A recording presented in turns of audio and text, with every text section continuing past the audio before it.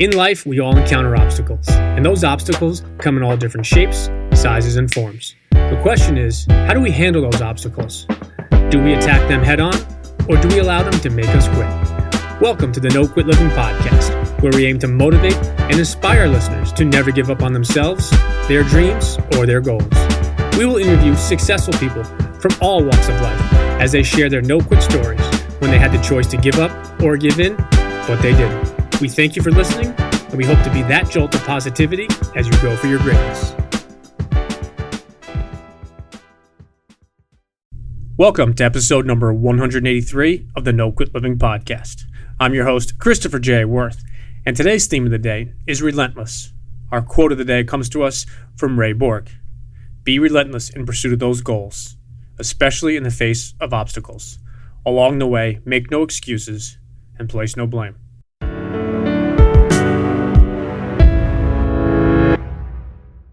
Today's episode is sponsored by the good people over at West Fair Communications, who publish the Westchester County Business Journal and the Fairfield County Business Journal. These newspapers do a wonderful job in covering all aspects of the business world within two of the most influential markets in the New York metropolitan area. You can also take advantage of their daily news feeds, which keep track on the companies and thought leaders in these important regions. For more information, take a look at www.westfaironline.com. Trust me, once you start reading, you won't quit. I'm excited to bring you today's episode. I was introduced to our guest through a friend of mine at the gym I belong to. Another example of only one degree of separation. Our guest today, Maggie Thorne, epitomizes the word relentless. If you have not heard of or seen the show Ninja Warrrior, I suggest that you take a quick look. I hope you enjoy today's episode. Maggie, I'd like to welcome you to the No Quit Living podcast. Hello. Thank you. I appreciate you being here. So the first question I ask everybody is, are you ready to bring it today? Oh, I'm ready to bring it every single day, yo. Let's go. I knew that would be your answer. So the number one objective of our show is to motivate and inspire listeners to never give up. And I was curious if you have either a no-quit story of your own or perhaps a really challenging time that tested you and you could have given up or given in, but you didn't. Yeah. I mean, I've not only had one of them, but several of them. And that's a big reason why never give up is just a huge part of my tagline. It's my social media handle because I think it just exists so much at the core of who I am above and beyond just the name Maggie Thorne. And from, being literally at rock bottom when I had my best year on Ninja Warrrior, I was divorced and bankrupt and broke, but in a lot of ways, I had the wealth of friendships and hope and just people that were so encouraging in my life. And one of the greatest reasons that was my favorite season, I mean, yes, it was awesome to be the top female that year in my region, had been the only female to beat Crank It Up.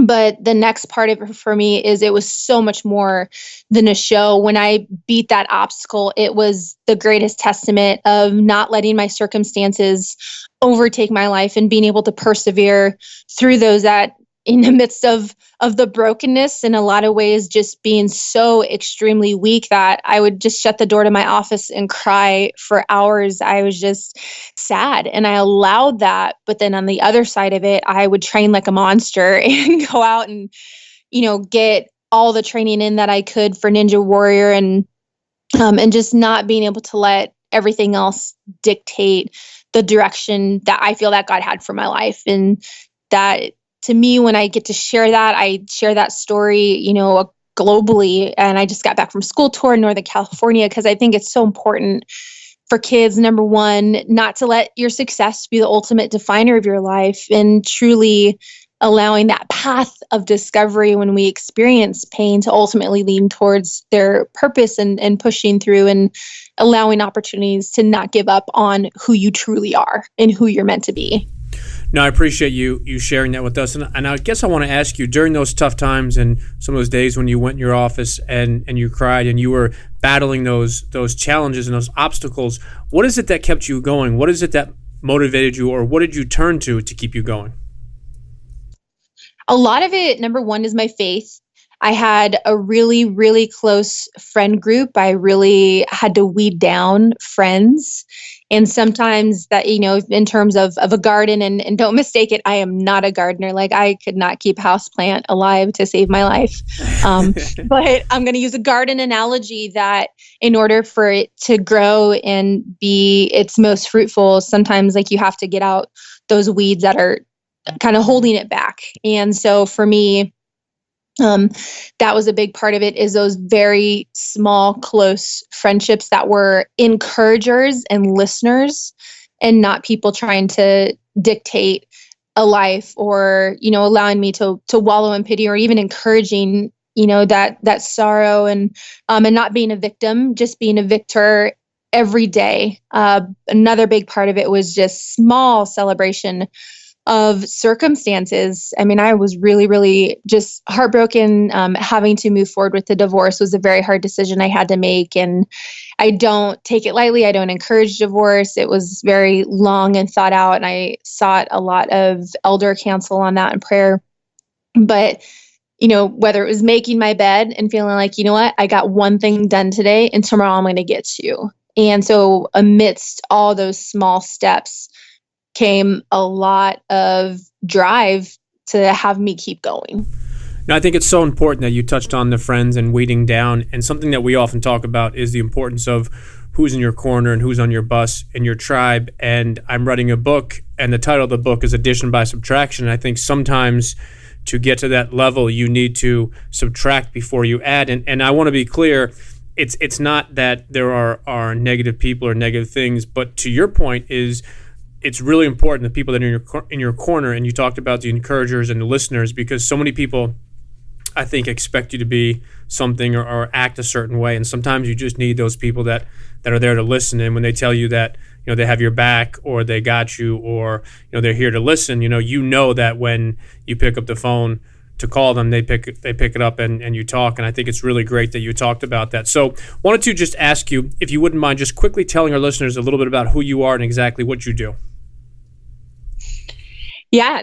Number one, Maggie Thorne, mother of three. That is my proudest job title above and beyond. I have a dual role lifestyle as a full-time provider for my three kids who are 12, 10, and 7, and amazing, amazing kids. And then also of, that full-time mom to them as well. So a lot of my days are spent folding laundry and training in between, washing dishes. Like, that's how I really make things happen, is to just fit it into everything else. And I'm very passionate about helping families and children in poverty as well. I mean, it's on my heart. I grew in a shared family home. We didn't have money for sports. I actually didn't get a sport until I was 14 years old. And people are usually shocked by that, but it just wasn't a part of our life. So I'm passionate about trying to help kids with even small things, small opportunities. And right now it's through Feed One, I help advocate in their behalf. They're an initiative of Convoy of Hope, and $10 feeds a kid for an entire month. And I know how productive I am when I have a full belly. And so I always try to think, if I can be a small part of their day in that way and help others do that too. I mean, I think it just has such a huge ripple effect on their life. But as a family, go ahead. No, I just wanted to, before we went live, you and I spoke about Feed One, and I just wanted to ask if you wouldn't mind just telling our listeners a little bit about it. Yeah, Feed One is a program that provides nutritious meals to children and families globally. Their feeding program has about 200,000 right now that they're doing, and they wanted to have that by 2020. Feed One themselves, as a Convoy of Hope, they're in over 1,200 just cities, and I think over 120 countries. They've been around for 25 years with Convoy of Hope. Feed One itself has been around for around the last half a decade. And I went to their warehouse in Springfield, Missouri, just to kind of find out who they were. And then I went to El Salvador because I wanted to see, hey, is this working? It's very important to me. I've done international service work for over a decade now. And so I'm very in tune with, if a program is actually doing something and impacting lives. And I walked away from El Salvador feeling like, yeah, it's making a huge impact, and I want to help advocate for what they're doing. And just to be able to serve the meals themselves, to say, you know what, someone's giving up, if you're me, giving up like 2 days of Starbucks, I mean, less than 2 days, a day and a half of Starbucks to feed a kid for a month, like it's a huge thing for their life and a simple thing for us to do. So even at the end of the day, if you can't feed 1 million, you can still feed one. No, I think that's awesome, and I loved how you brought it back to the whole Starbucks component. So even if it's not Starbucks, the reality is, as you said, $10 can have a huge impact, and maybe like it's not the Starbucks, maybe it's having lunch at home one day, or maybe it's just grabbing $10 from your wallet. So I think that's amazing. And before we end the show later, I'll ask for some links and things and a way to contact you. So I appreciate you touching on that for a minute. Wanted just to change lanes, and I wanted to ask you, how do you personally define success, or what does success mean to you? When I think about success, I frame this every day that I don't want to be fame-filled. I want to be father-filled. And I think it's important for people to know that. And again, I've mentioned faith is a big part of my life. And if at any given time I feel that I'm supposed to walk away from Ninja Warrior, or even walk away from social media, that I'm going to be called to that, because I'm very driven by purpose and how I think just God has shaped my story to impact people's lives. Ephesians 2:10 is a big verse for me. And, if I have to think about success, if I equip my children well to love others, I will feel successful at that. Like, I want them to go out and be strong and courageous. I don't want them to be afraid. I don't want them to be discouraged, to know that not only will I always have them and be by their side, I will be their greatest encouragers and cheerleaders. And at the end of the day, if we can love people well together and not worry about, what we're going to get from this world, I want to see them do that. No, that's amazing. And I wanted to ask you, for some of our listeners who might not know fully, if you could just talk about Ninja Warrior a little bit. I've been on Ninja Warrior for 4 seasons, and also competed on Spartan Ultimate Team Challenge. We were in the championship for 2 years in a row when that was filming. Ninja versus Ninja did that for 2 seasons as well, which was amazing. So grateful to be a part of Celebrity Ninja Warrior last year with Greg Sulkin. So it's just been this opportunity to continue to have a platform that literally reaches millions. And again, you get to love people so well through a simple opportunity, to stand in front of someone and be like, you matter, and you matter, and you matter, and you're awesome. And I love your freckles, and I love your shape, loving beyond a size in a season and a situation is really cool to do that through all of these TV shows. And that's when I go back to being father-filled and not fame-filled. No, and I love that how you spoke about not the fame component, and you talked about having a platform to reach people. I think that's, for me, is something that I find is very interesting, is in today's day and age with social media, some of the people that I look up to are famous in different arenas, but some of the ones that I really admire are the ones that use that platform for different things. And one of the themes that we often talk about on our show is a concept and the idea of paying it forward, which is all that you talk about. So changing lanes for a second, wanted to ask you, if you had to define yourself, but you could only use one word, what would that word be? Relentless. I like it. That's a good word that fits for you. We often discuss the morning routine, and I was curious if you have a morning routine that you swear by. I am such a huge night owl. So my mornings are groggy, if I'm honest, and I'm in my PJs, getting my kids ready and getting them out the door. My most productive time is like 2 a.m. So if we have to define morning, and at times when people haven't gone to bed yet, and that's me, and that's when I get my training done. I get a lot of work done. I get my housework done. I really commit my time from when I pick up my kids to when I'm putting them to bed. Like, that is their time. And I get very disciplined with that time. I will bring them into my training and they'll climb with me and we'll be active. But my productive time is just alone and quiet and solitude, and it's dark. I think you have to be able to know how to drive yourself without always being under the best circumstances. And it's not about being at your best when everything else is at your best. It's, when all these things are at your worst and then you still know how to be at your best. No, and I appreciate you being honest with that, because we've had some people on the show that are similar to you that have kids and they have a different schedule. And to me, that's one of the best parts about the show is everybody doesn't have the ability to get up in the morning and do their routine. Maybe they have kids, or maybe they have an overnight job and things like that. So I'm glad you touched on that, because the best part about that was you talked about your most productive time. And that's the reason why we asked that question, is there is no one size fits all when it comes to a morning or a daily or a nightly routine. So I'm glad you touched on that. We often try to discuss books and personal development and different things, and I was curious if you have a book that you've read recently or possibly something you're reading now that you'd like to recommend to our listeners. Ooh, I'm an Audible listener when it comes to books. There's a couple books that I have that are by hand. I've been reading a book by Rob Matty called Birds of Prey, and it's a story about the Philadelphia Eagles, their faith, like their brotherhood, their Super Bowl victory. I'm a big fan of football. Another one for me right now is Mark Devine. He was a commander in the U.S. Navy SEALs. I love the ethic of the Navy SEALs. So it's called The Way of the SEAL. It's just about, what does it take to think like an elite warrior, to lead, to succeed. And so those ones have been on my reading list recently. I'm just a big believer in discipline, and that affects and shapes every area of our life. I love it. So I got to ask you, you said football. So do you have a team? Nebraska Huskers for collegiate, and then anywhere a Husker is playing for pro. So right now, actually, there's a Husker, Ndamukong Suh, plays for the Rams. He's on defense. And then a former Nebraska quarterback, Zach Taylor, who is one of the offensive coaches for the Rams as well. So yes, I'm pulling for the Rams in the Super Bowl. And then we'll see where Zach Taylor heads after the Super Bowl. Rumor is Cincinnati Bengals. We'll see.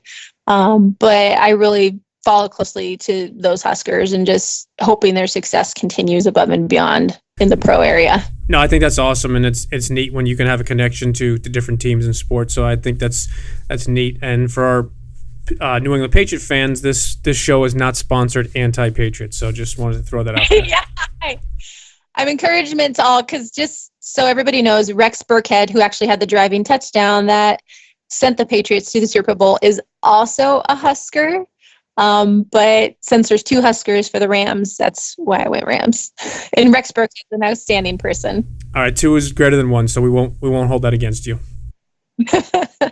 So assuming the 20-year-old version of yourself would have listened, what's the one piece of advice you would have liked to have given to the 20-year-old Maggie?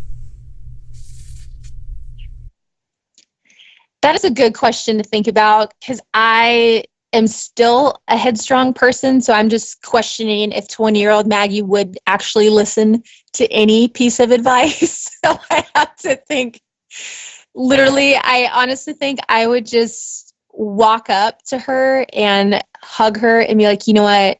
I don't know if anybody has told you recently, but you are so awesome and strong and an encourager and above and beyond anything you're experiencing right now. Like, you're a very loved person just as you are. That's great advice. And I think not only the 20-year-old version, I think we all can hear that, and we should all hear that many times. So I'm glad that you touched on that. Here's an interesting question for you. If you could have dinner with anybody, dead or alive, who would it be and why? I would love to have dinner with my best friend, Susan, who has passed. She passed away in 2011, and she's someone I miss dearly. I think about her daily. The day of her funeral is actually when I committed to quitting my career and going out on this journey to love people well. So the chance to hang out with her again is definitely who I'd have dinner with. And we'd probably end it with a giant 5-gallon tub of ice cream in a kitchen, sliding around on our socks. I'm sorry about your passing. I'm a huge ice cream fan myself. So got to ask, do you have a favorite ice cream flavor? Cookies and cream. All righty.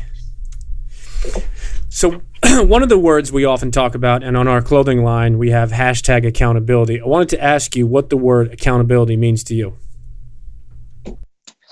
I think accountability, and that's actually a big part of my life, is being accountable to ourselves and others. I think it's an act of self-love, self-discipline, and really tying hard with ownership of, you know what, hey, I did this. This was my mistake. And I think people need to do that more. It doesn't mean you need to go out there and take fault for everything. But I think your greatest areas of growth are being able to have that kind of accountability, again, to yourself, to others. Otherwise, it's going to hold you back if you sit back in a lifespan of blame. No, I love that, and I think that's so important. Is it doesn't mean that you lose or you fail. It means that you're owning up to what it is, and I think to your point is that's where the best areas or the greatest areas of growth come, is when you lose and when you get knocked down. It's not a question about will we get knocked down. The question is, do we get back up? Or more importantly, do we learn from that? So I'm glad you touched on that. So I wanted to ask, if you could magically snap your fingers and have it be 1 year from now, and you could have accomplished any one thing, what would you like to accomplish? 1 year from now, I want to just be face forward, focusing on motivational speaking with future leaders, collegiate teams. That's the direction of growth I'm headed right now. That's my intent and my area of action that I'm living out in life. No, I think that's a great place to be. Are you currently doing a lot of speaking now?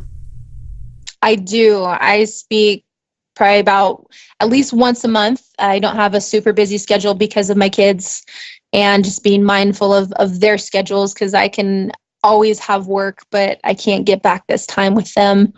But just going more into the arena of really equipping leaders and people who want to grow and be the best self, their best version of them, and living to their true potential. No, I love that, and to your best self. And I think that's the best part about No Quit, is you always keep going. And I think that's the best part about the show, is when we share those No Quit stories, is we hope to connect with at least one person on every single episode where somebody has a similar background or a similar story, or they're possibly going through something similar. So what's the best way for our listeners to connect or follow you? Yeah, I'd love to connect with the listeners. I'm really generally accessible on social media. I can be reached on Instagram primarily, is a good form of communication with me, or my website. But my social media for Instagram is NVR_GVUP, and that's Never Give Up. My name is MAGGITHORNE. There's no E on Maggie, but there's an E on Thorne. And that's the same as my website, MaggieThorne.com. Awesome. And then I wanted to ask you if you have any parting words you'd like to leave with our listeners. I would love for anyone, if they feel like they want to have an impact on someone else's life, is to go to my Instagram bio. There's a link there. If they want to support someone, give up a burrito or eating a meal at home one day, as you mentioned, and feed them for an entire month, and just to help empower them. And just to really, truly, for the listener themselves, is to go forward with courage and being their true self, and not letting anybody stop them, just being relentless in that effort. No, I love that. And I truly, truly appreciate you spending some time with us. And I look forward to hopefully talking to you soon. All right. Thank you, Chris.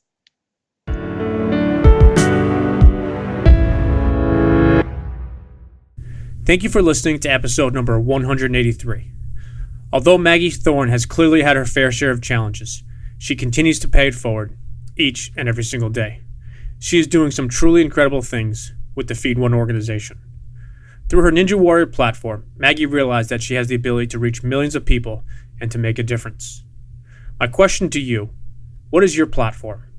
We all have a platform, every single one of us. Some of us might be able to reach millions like Maggie, while others might have a much smaller reach. Maybe your platform right now is only one other person. Regardless of the size of your current platform, it's not where you start, it's where you end. I challenge you today to take your platform, no matter how big or small it is right now, but start. Start today. As you go for your greatness, pay it forward for someone else, and do it just because. And lastly, to our listeners, thank you. We truly appreciate your time, and we hope our episodes inspire you to keep on attacking life and never giving up. To quote Dr. Norman Vincent Peale, it's always too early to quit.